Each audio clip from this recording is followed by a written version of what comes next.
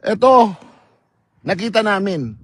Nagpalipad kami ng drone mula doon sa kalsada at nakita namin na mga poste nga ito ng tulay.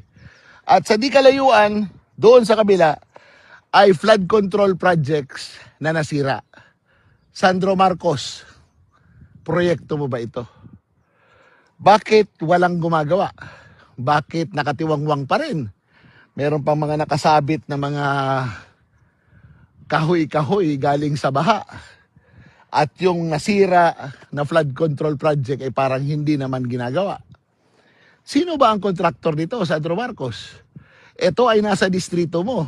Kung hindi ikaw ang nag-implement nito, sino? Ituro mo at magpaliwanag kayo. Kaya nga gusto namin si Vince Dizon ang pumupunta dito. Hindi yung mga kengkoy na mga vlogger ninyo. Kasi kung sila ang pumunta dito, sasabihin nila, ito ay kalahating face pa lang. Hindi pa ito phase 1. Kasi yung phase 1 nila, poste. Ito, hindi pa ito poste. Kalahating poste pa lang ito. Di ito kalahating phase pa lang. Oh, kasi yun ang mga paliwanag nila kabubuhan Oh, kaya ang pakiusap namin, ang pakiusap ko, at kung pwede,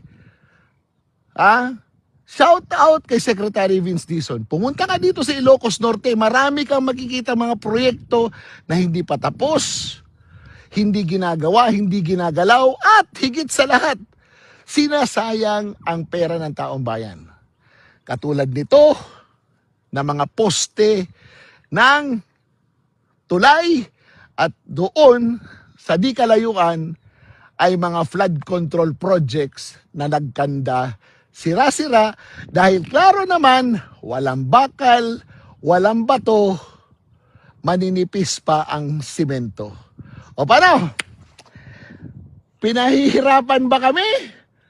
O pinahihirapan tayong mga Pilipino? Hindi kami magsasawang gawin ito. Hindi kami magsasawang maghanap ng mga ganito.